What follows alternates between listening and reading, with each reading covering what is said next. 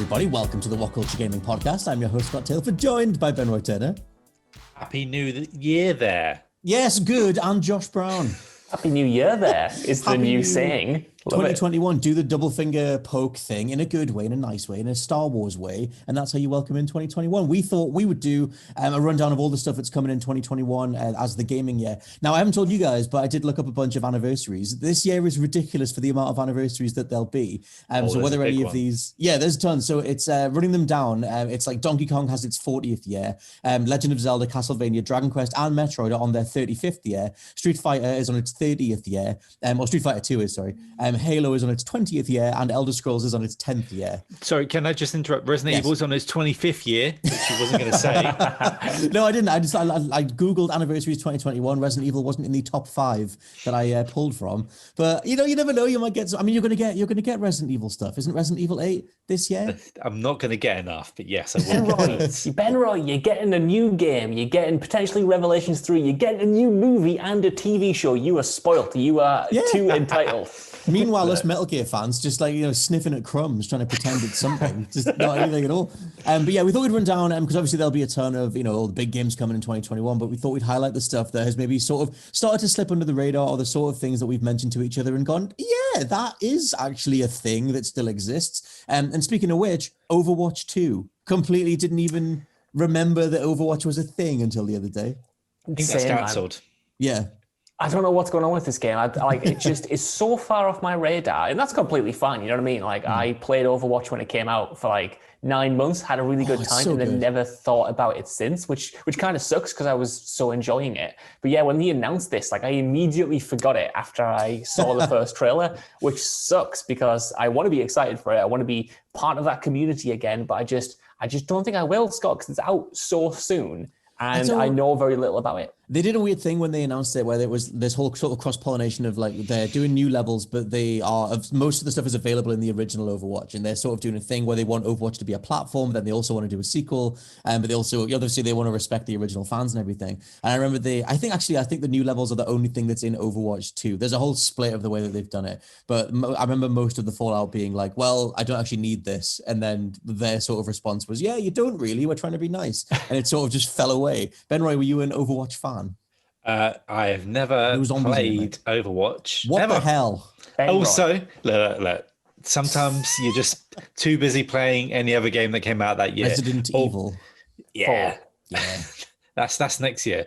But now I don't think I think after the weird backlash and have this, they've said nothing, and they were like, yeah, it's just gonna. Wasn't it basically, this new one is going to be a bit of a story mode, but the multiplayer is just going to cross over anyway. I feel like the story mode thing might just be an add-on to Overwatch, because I don't know if they want to get into the situation where, Destiny 2 is the Destiny everyone plays, and it will be for years to come, but it's called Destiny 2 and not Destiny. I think it's that sort of or Rainbow Six, these sort of games, Rainbow Six Siege, they're not doing Siege 2. They want that to go for 10 years, which makes sense. Same with Rocket League as well. Yeah. I think there is a way to do it as that's the thing. Overwatch makes sense as a platform. Everyone refers to it as Overwatch. It's not just add the story to that. 20 quid to add on, just do that sort of thing. Because I think it's strange, kind of comparing it's Fortnite, Rocket League, all these big sort of IPs that have kept their original names, just bolted stuff onto it. And then there's kind of Call of Duty or Activision's approach, which is sort of still try and do separate unit sales, but you've fractured the entire fan base across Cold War, Modern Warfare, and Warzone and everything. And then they've sort of, I don't know, there was a whole thing on GameIndustry.biz of a bunch of different analysts saying that one of the analysts saying that Call of Duty's model is successful, but I don't feel like it is. I feel like the optics around Call of Duty are no one knows exactly which one to champion at once. Call of Duty is always winning, right? It's always the best selling of the year, around Grand Theft Auto 5 somehow. But I feel like Overwatch 2 is Overwatch 2 because of businessmen in suits. But then I'm maybe thinking that they might look at this and go, actually, why don't we just have it as just Overwatch and see if they can do the add-on? Because really all they were doing was, and if I've missed that, a third little thing is, I'm sorry, everyone. But what they were doing is add in this story mode. And they actually said, if you have Overwatch, you can play with people in Overwatch 2 anyway. It doesn't really matter. So that literally negated the need for it. Kind of. I mean, Josh, you're a codsman. What do you think? Yeah, like for me, I've actually been won around towards this idea a little bit more after playing Call of Duty, Modern Warfare, Warzone, and Cold War. Because while that integration does have its problems, it's kept me playing Call of Duty. Yeah, in terms of space, in terms of how the content has actually been implemented, it's much more appealing to me than the distinct Call of Duty kind of releases that they had before, because they encouraged retention before. You know what I mean? They were like, "Come on, play our game, and we're going to release this battle pass. We're going to release all this free DLC. Now we've got Warzone."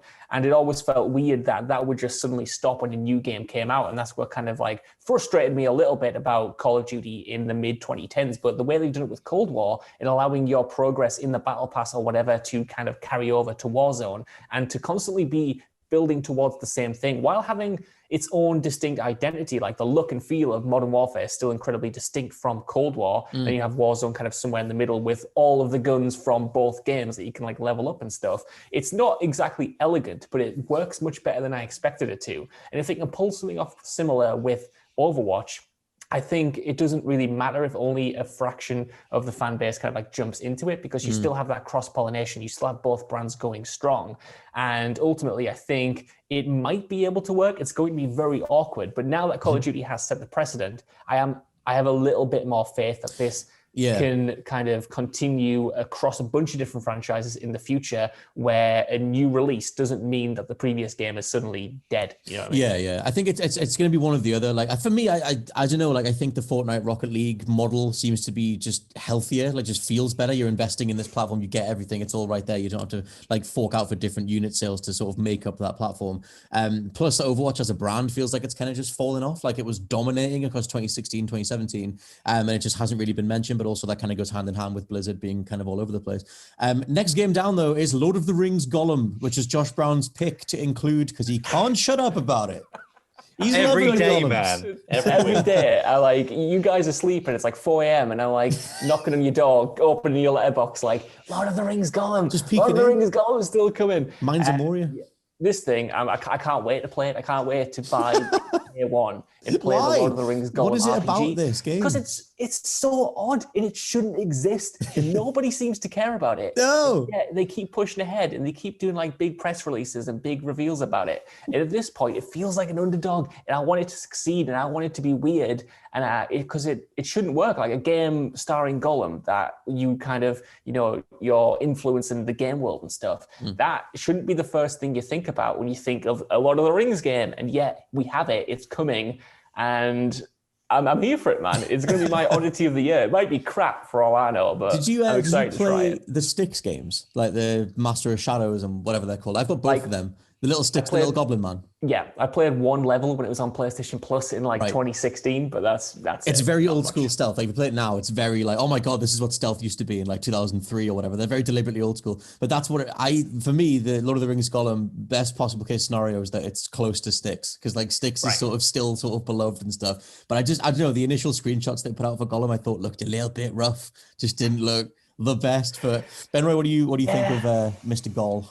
To quote Andy Serkis as Gollum, nobody likes you. Nobody's gonna like you. Not you, Josh. The game.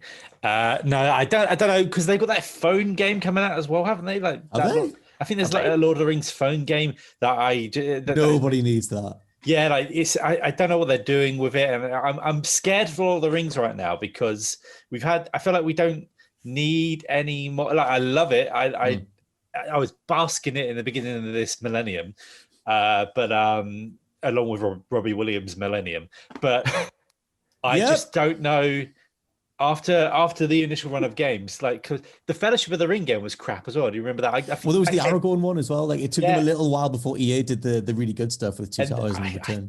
I don't know if we need this. I mean, I might play it when it comes down. I'm not spending £70 on this game. My thing is that like you need some sort of return entry point for Lord of the Rings. Like I love that period across the 2000s where we had the EA stuff, and then there was the Third Age, and they had that the one where you were like a squad of people all fighting dudes and everything. That Middle-earth as well was amazing. But there's so many. This if it's just going to be Gollum in his little loincloth sneaking around, Dewey puts the rings on, and then the Witch King comes after me. I don't know, something like that. Then and then maybe there's a level where Faramir is trying to kick you in the face. Let's just dodge the boot. And then how many fishing games are there going to be? And are we going to? Yes. But when you catch a fish, you'll get to whack it off a rock, which will be brilliant. Yeah, but then you see a potato, and then he's going. We don't probably, you know what? You've actually convinced me on it. Like they could do such little twists on that. I would take that. Plus, do you think they'll have like a loincloth storefront because it's Warner Brothers? Yes, that would make so much sense. Epic, rare loincloth. I want Viggo Mortensen's face on my loincloth. Nah, man, you're not getting anywhere near anything that imaginative. It's going to be like 17 quid for a brown loincloth. You know what I mean? It's like not going to be imaginative. At all. Terrible. Also, it's worth doing a PSA that we've all been saying Viggo Mortensen's name wrong since 2003 or whenever the hell that first movie came out. I thought maybe I have anyway. Viggo Mortensen, or is it? Ben Roy said Mortensen, which I remember Googling that the other day, and apparently that is the way to say it. So I don't know. I got it wrong very early on, but then I think someone shouted at me for saying it wrong. Just educating the masses, letting them know. Speaking of educating the masses, Stalker 2 is also coming out in 2021. Ben Roy, you're a large fan.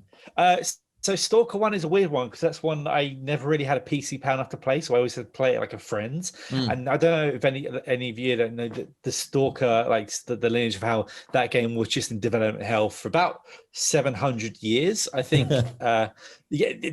And when it finally came out, like it's part of the team split off, and they made the Metro games. So there's that sort of DNA there, and just like wandering around, sort of like Chernobyl in that sort of setting, and the groundedness of those games, and now bringing it forward. And this game got cancelled, and now it's alive again. Phil Spencer has resurrected it. It's going to come to Xbox. I think it's going to come to Game Pass as well.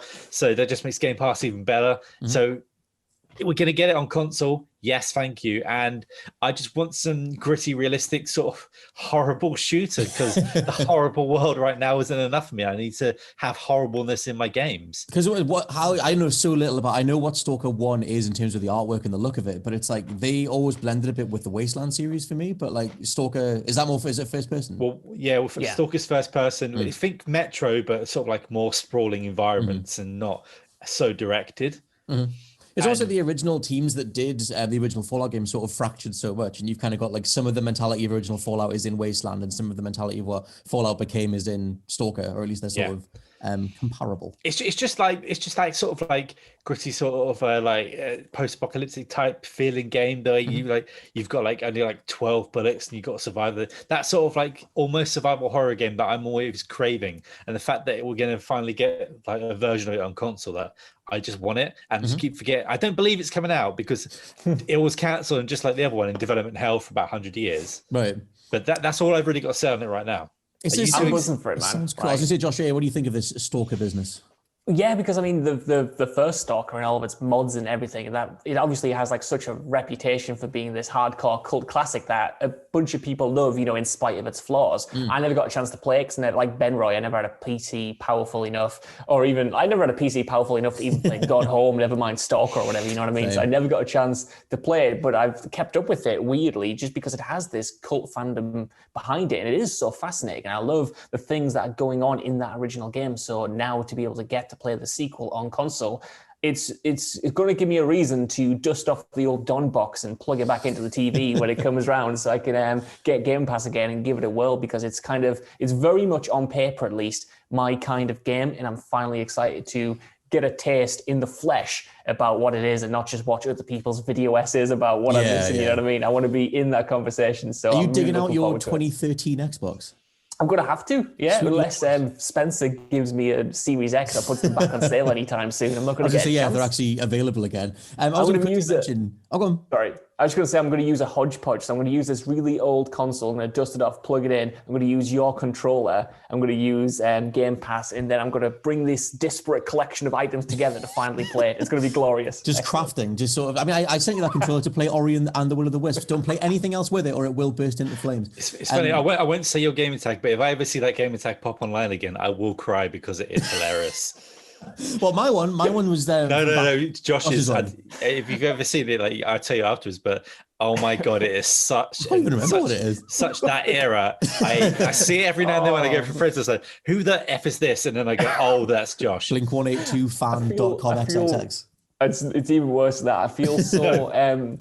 I have such nostalgia for it because obviously I don't go on the Xbox much. So when I go back on it, I'm transported to 2008 when I made that. And it is, I wish I could change it, but one, I'm not going to pay £8 to change it. And two, it pops me too much. It reminds me of my dumb 14-year-old self way too much. I think you can change it once for free. I think you can. They might have changed that. I mean, that whole mentality of making a gamer tag, I was just like, I want people to call me Blade. So like, I was going to go with that. And the thing that I came up with just meant that they called me that instead. It was just Blade something else. And so, such and such full name. And I'm like, no, I'm Blade. I'm cool. I'm Blade 2. I've just seen it. Call me Blade. I used to be Legend Killer at one point. And I was like, you know what? I need to divorce myself from wrestling. Randy Orton, eh? Oh, I used to, for me, I don't know. I'm not going to say it because I'm pretty embarrassed by it. But the big clue is that I was obsessed with Superbad at the time. Fantastic. So much that I even listened to the director's DVD commentary about it, which informed my personality so much. Remember director's commentaries? That's the thing that takes you back. I mean, they still exist, but no one ever listens to them anymore. Anyway, games, is it 2021? You mentioned before, you said something about that reminded me. Gone Home, you mentioned. I was going to very quickly mention in between everything else that Open Roads is out this year, which is the next one from Fulbright, the guys that did Gone Home, then they did Tacoma. Initially, back in 2013, they were like the future of the industry, and they spawned all the walking simulator stuff. But Open Roads is also out in 2021. Next game down though, which does this game even exist anymore? Is Elden Ring. I just don't even. Elden Ring, and that's as much as we get. Lamenting. The studio isn't going to die because Railroad Mine didn't write the game. Like he's not. Railroad Mine. Oh yeah. Railroad. That's Railroad. That's what it's been decided as. But I think this is going to come out either like this year or like next year.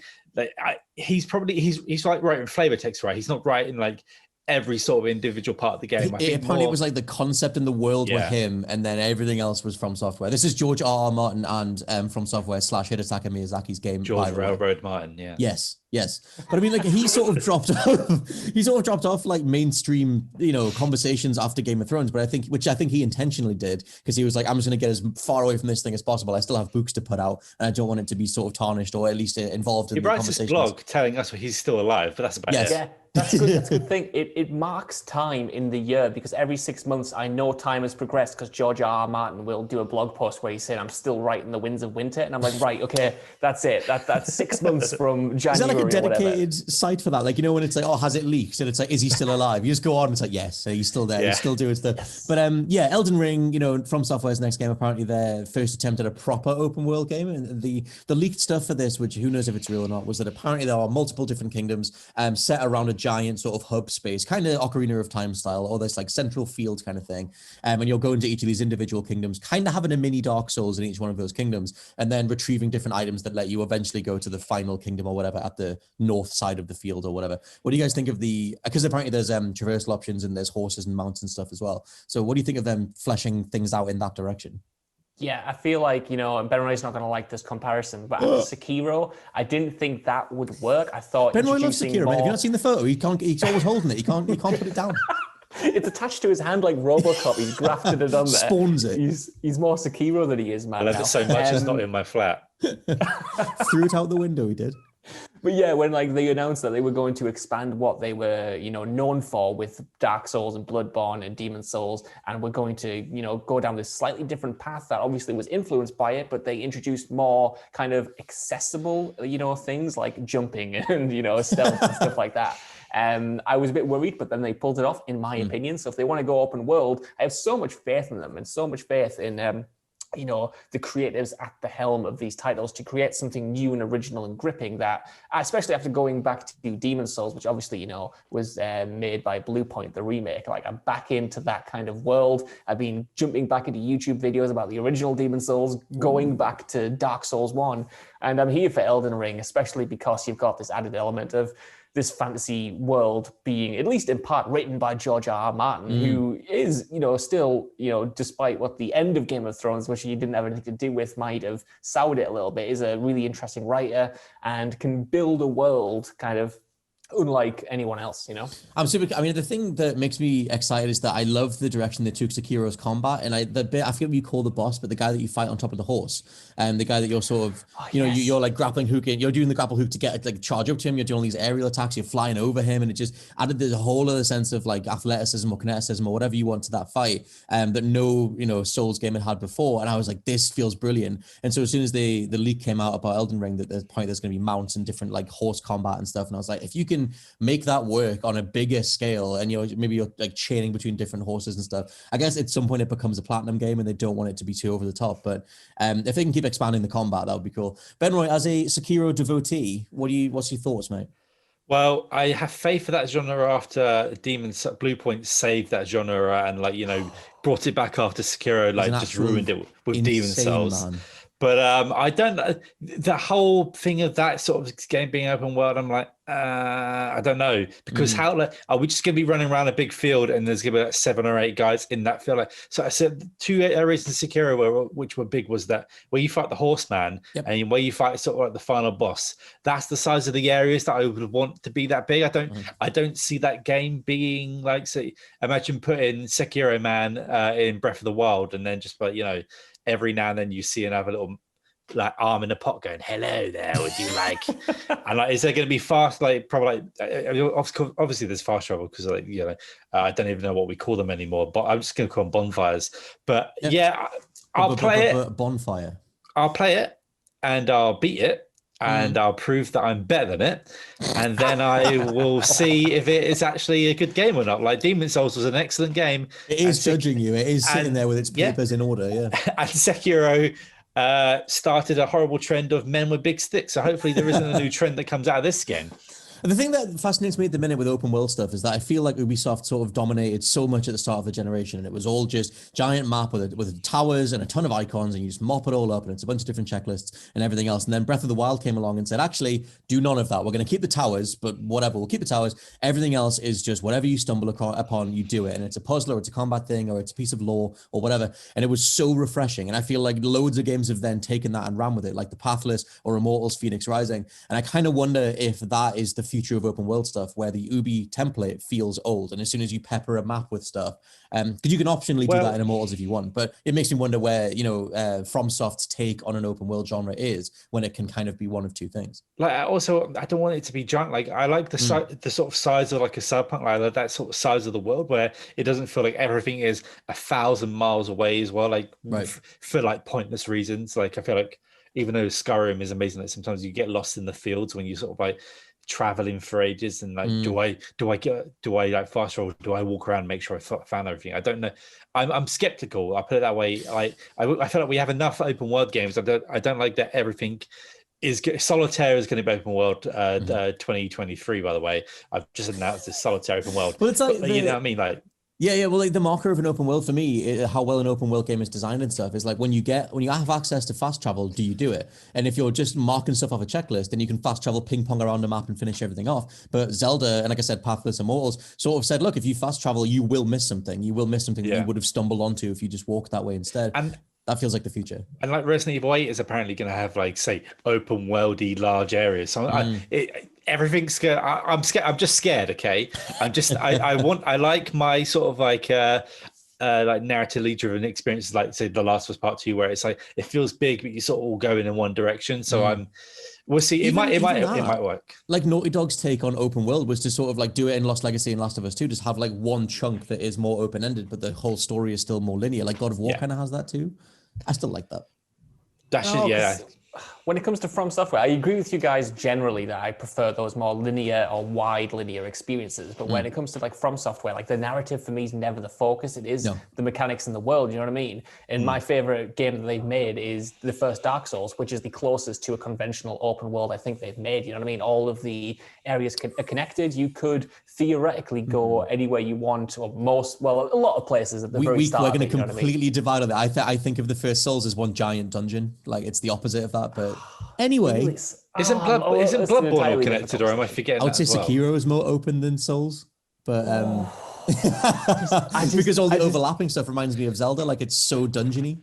It's very dungeony. Like I was saying, for me, it's the closest that gets to an open world. And I think you could make an argument for it being open world just because of how connected everything is and how many options that you don't know you have, but then are revealed to you as you go on. Like you can try hard areas really early on if you just walk there. You can find shortcuts between places, and everything is kind of in this one space that if you're, replaying it, for instance, you can like zip around to where you need to be and bypass a load of the content. But I'm obviously not saying it's like a sandbox Assassin's Creed style thing. You can see, if they were going to go down that route, I would want them to build upon that kind of interconnectivity and not necessarily open everything at the start, but kind of like push you through to, you can go left or you can go right, you can go to this dungeon or this dungeon, but it's ultimately all part of the same game world, even if the areas themselves are distinct. Yeah, one of the things that I love the most as well about Souls, and I can kind of see where you're coming from, is like when you get a certain distance away from something and you look back and you see the entire expanse of what you've just done, like a whole, set of streets or whatever, and you're above it or something. Because it reminds me of Breath of the Wild. Like they apparently employed a design philosophy that Disneyland has, where wherever you are in Disneyland, you can always see another attraction. You can always see something else that you want to go to. And there's always something else on the horizon. Like you have the micro and the macro, and it's a whole thing. And I kind of like hope that they would expand on that, where you have your up close encounters in a Souls game, but then you're always looking at some crazy demonic cathedral that you're working your way towards, or like some boss who's just standing on a cliffside or something. Like that'd be really cool. Anyway, on the complete opposite side of stuff that we're potentially looking forward to is the Prince of Persia Sands of Time remake, which just looked pretty damn crap when they showed it off. And I forget when they even showed it off, sometime last year. That's it. Yeah, I don't know if I'll be getting this, guys, to be honest with you, because I love the original Prince of Persia, but I wasn't convinced, and I want like the team to do well. It seems like we have really good I think it's their first game. Ambitions behind it. Yeah, like it seems like when the developers were talking, it seems like they have a lot of passion for it, but I wasn't really convinced, and I wonder how much of that is on the developers or how much of that is on Ubisoft just kind of like not caring about the IP and just being like, oh, push it out, you know what I mean? Like it'll be fine. Just I'll give you a year to do it, you know what I mean? Just get people interested in Assassin's Creed again. I would be more interested if it was like a proper sequel or something new or a remake in the vein of Resident Evil 2 remake, something a bit bolder, because I think part of the issue is if this game was coming out in 2016 or something, I'd have been like, brilliant, this is cool, I'm going to get to play the original game again. But now that we've had such robust remakes like Resi 2, like Demon Souls, like, whatever, all the Activision stuff. All the Activision stuff. I feel like the bar is just so much higher than it was. And there is a level of expectation from players, justified or not, that we kind of expect remakes now to be just much more than they were back in 2015, 2016. It's like an initial gut reaction to what they've done with the visuals. Like obviously RE2 looks absolutely stunning. The Activision stuff looks great. And it's just, as soon as we saw the Prince of Persia trailer, it just didn't look right. It looked too old, that the models didn't look right, a bit too angular. Like there just needs to be more time maybe put into refining those character models and stuff. Benroy, were you a pop fan? Not really.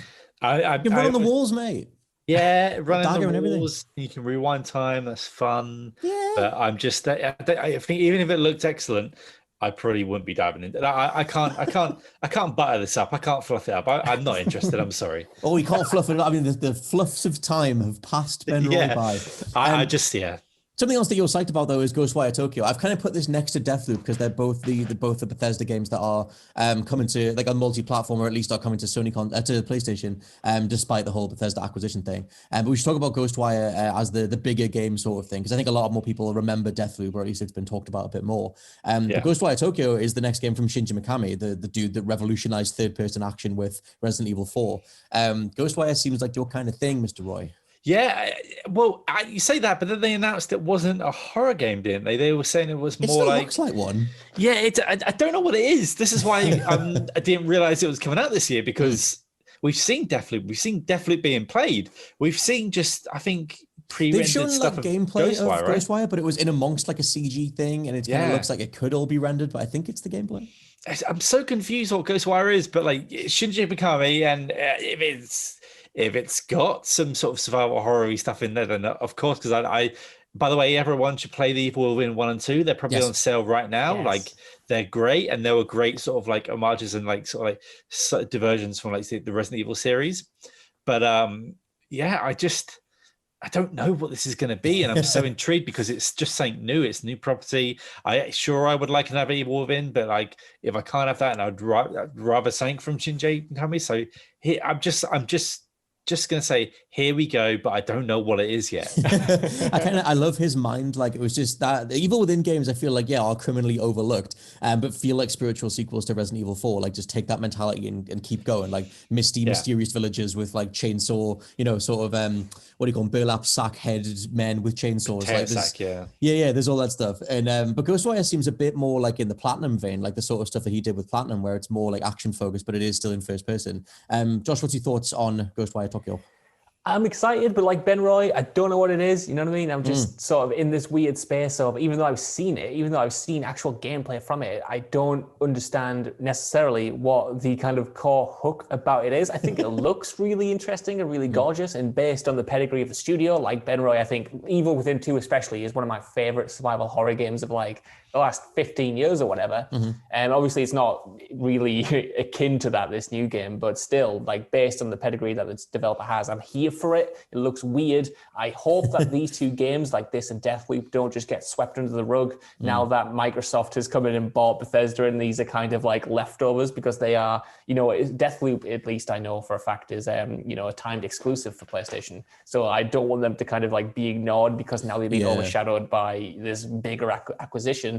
And hopefully they are, these interesting games, because I feel like Bethesda titles Bethesda publishers like Evil Within, like a bunch of other stuff that I'm forgetting about.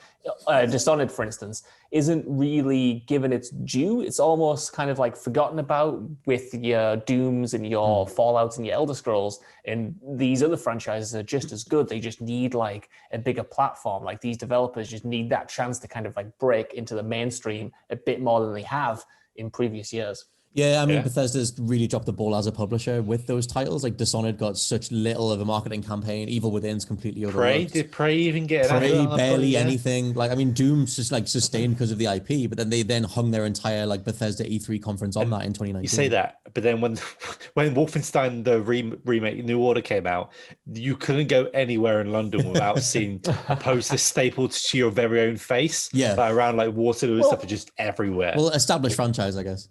Yeah, it's weird now, but like, I think if you remember, like back in 2016 or whatever it was, when like the Doom reboot came out, like that thing mostly got as big as it did because of word of mouth. Like, when it came out, we didn't have reviews at launch. It was part of Bethesda's thing of, we're not going to have anything at launch. Reviews can play it afterwards. So everyone was kind of like, is this going to be good? I know Wolfenstein was good, but is this okay? So even that, I feel like Bethesda kind of dropped the ball on initially until they realized they had something, and then by the time Eternal came around, they were like, no, Doom Eternal, play this game. Yeah, I mean, I think that was also a product of just like the things that we just said. They didn't have much else to show. Like, Elder Scrolls is miles away. They'd already done the teaser trailer for that, so they couldn't really say much, and it's like they sort of just ended up leaning so much on Doom. Yeah, they're in a weird spot as a publisher. I kind of just, we did videos on this at the time, but I would just be annoyed if I was one of the devs going like, we're working so hard to get these games together. All you guys need to do is stick us on a billboard or something, and there was just so little word of mouth around those games. The last thing we've got down is Breath of the Wild 2, The Legend of Zelda Breath of the Wild 2, which is crazy that game would feel overlooked, but I just feel like Nintendo dropped the initial teaser, I think 2 years ago now, and then just haven't said a word about it. Obviously, we had the Link's Awakening remake, and it's the Zelda 35th anniversary this year, so assumedly they're maybe holding back to do a big old blowout of Zelda stuff. But yeah, Breath of the Wild 2, Breath of the Wild felt like such a one-off weird direction for Zelda anyway, that how do you even sequelize that? Yeah, it feels like it doesn't exist, man. Like, I said, it was announced a year and a half ago, like end of 2019 or whenever it was, and we haven't heard anything about it since. And it's almost kind of like, to me, it's barely even on my radar, which is so weird, because Breath of the Wild in general is like one of my favorite games ever made. And I love that thing, and part of me does just want more of the same. Like, to me, they wouldn't even have to implement many kind of overhauls. If they just gave me that again, like, as kind of reductive as that might sound, like, I would be personally satisfied. But yeah, I want to see more from it. I want to see what new they're bringing to the table. It interests me as a kind of, I'm not really a big Zelda fan. Like, my first Zelda was Breath of the Wild. It's interesting to me that they're doing like a direct sequel, you know what I mean? Because to my knowledge, they haven't really done that at all before. Near is like Majora's Mask, but that was like a weird quasi, like, as Jeff Gerstmann calls it, a ROM hack from what Ocarina was. But to flip it though, like, Ben Roy, like, I know you're not a massive fan of Breath of the Wild. Would anything get you in for this one? Or does it just feel like this style is not for you? If it just didn't feel like such a hassle, just like things breaking every 5 minutes, and just, Oh, I've got hassle's a great word for that. If that whole game's systems don't like work for you, it is a hassle. Yeah, like a lot of it does feel like a hassle, and then but then I playing a lot more of it. Like say I played I think 6 hours over a few days recently, and try to get back into it and try to play more of it. And I'm like, yeah, cool. The what they called it is the shrines when you go underground do the puzzles. Yeah, shrines. Yeah, like, they're fun. Sometimes I'm like, yeah, this is beautiful going on a horse, going through the landscape, but do I need to do this? Can I just not be where I am? Sort of thing. I think it's like my whole sort of thing of like, do I need like every game to be open world? Sort of. I don't know if the open world was doing it for me, and also, yeah, like some of these systems in there just felt like a hassle. Like I had being cold at one point and having to deal with that and having not the right things to go in there and say. I love that. If you press a button accidentally, he's put his torch away, you're freezing before you got your clothes, and you've got to run 17 miles back down to set a fire. Just little things like that all built up, and just like, maybe I'm just crap at it. Maybe... No, like they do a big risk with that stuff, because that stuff is awkward in terms of like, yeah, you have that exact thing in the opening tutorial bit, but that's also for me the bit where I absolutely loved it, where you realize that you can make your own fire if you just swing the sword at a rock and you'll get a spark, and if that's next to a tree, then that becomes the fire, then you're warm again, and like, I love that stuff. It felt like a weird like time limit in the game being like so cold and things. But when you get out to the wider area, I've enjoyed it more. It's just the fact that it's just like swords breaking after say like 20 hits on something. Like it feels a bit pathetic, really. Like it just feels like it's hammed in there too much, and maybe give the sword 200 hits more than 20. Thing that with the a lot of people hate the weapon durability stuff. I like that it forced you to use the entire breadth of weapons that were there. Like I was switching to spears, I was switching to bow and arrow. I had to rely on everything that I picked up, and it's just like I would have stuck with one weapon that entire game if it hadn't forced me out of it. I like the sort of like exploration, like something I like. You could just want to climb up everything, but like so sometimes you get caught in the rain and you just sort of sitting there like, well, I'm just going to wait for the rain to go. People say that, right? And I need to do a PSA. You get an ability that lets you completely jump over the vast majority of cliffs, and also like you could just climb 5 things, wait, and then climb again to get around the rain thing. I mean, I don't have that thing to jump over yet, but whenever that happens is. Even when you're gliding down and he's like, oh no, I'm letting go slowly. I'm just like, oh, for God's sake, man, just get over yourself and hold on. Like you let go, you're going to die. When you fall in the water and he just dies. Yeah. The shore's right there, Link. Just like a little bit. Oh my God. When I fell into the water, I felt like, I'll land the water because I'm clever here, Yeah. And then, it's like, is this Grand Theft Auto 3? Yeah, the thing is, I agree with you, but I always obviously I have like counterpoints and stuff. Josh, where were you in the middle of this insanity? I like all of the time wasting stuff, boys. I dig it. I liked it. I like you, Scott. As soon as I got to that point where you had to get up the cold mountain part and you had to either put on some clothes or figure your own way, like figuring out your own way was to me so satisfying. And every single time I go back to that game, I jump into a shrine, and I always complete the shrines, and I have no idea whether it was the intended way of doing it or whether I've thought it myself. And the fact that doesn't matter is like genius. The fact that even if it is the way I was supposed to, the fact that it feels personal to me and like I've improvised, like that feeling of improvisation and like you're in charge and you're kind of battling against the world systems, whether that be the rain that means you can't climb or electricity coming down to, literally electrocute your metal items. So you need to swap to wood or whatever, like all of that stuff, playing with the elements, playing with the sandbox. Bring me more time wasters. I like the destructible weapons as well. Like give me all of that stuff and more. Also, that thing with the lightning, realizing that like, oh man, my weapon's about to be like the first time you get hit with a lightning bolt and it kills you, and you're like, well, that's BS. But then you realize that you can throw your weapon, put it down, and that lightning bolt will hit it anyway, which blows up everybody in front of you. And it's like, I just weaponized the lightning. Like that's. Oh God, it's a whole thing. I mean, Breath of the Wild obviously is talked about so much, and it's held up as one of the best games of all time. I'm super curious what the hell they do going forward, because do they double down on all the weird experimental stuff, or do they try and bring back what Zelda is, quote unquote, which is there's millions of fans that hate how much they discarded all the dungeons and discarded the more strict progression. Benro, you've gone very quiet, mate. I think Breath of the Wild has destroyed you. I've come around on it a bit more. I've come around on the game like more since, but yeah, I don't get this greatest of all time sort of like best in the world or what it does. I'm sorry. I think I'm gonna side with one Jim Sterling here. It's like a 7 out of 10 sort of thing. Like madness. I think it's around that sort of stage. Like, you know, I'm just me and Jim over here just thinking it's kind of all right. I love it, but you do have to recalibrate. Yeah, I mean, like, yeah, it's not like a Sekiro where I will fight you all to the end of time. That game is. It's not like who? Sekiro. Oh, I thought you said it's not like a cigarette, and I don't remember you being a massive defender of cigarettes. I have never smoked a cigarette in my life. Me neither, mate. But you know, it's just Sekiro, Breath of the Wild. Fine. We can hand this over to anybody else who wants to come across on social media. What are your thoughts on Breath of the Wild? Do you even want a direct sequel? And what the hell can Nintendo do going forward? For now, this has been the WhatCulture Gaming Podcast. I've been your host, Scott Taylor, joined by Ben Roy Turner. Goodbye, 2020. Hello, 2021. And Josh Brown. Goodbye. And we'll catch you all next time. Bye-bye.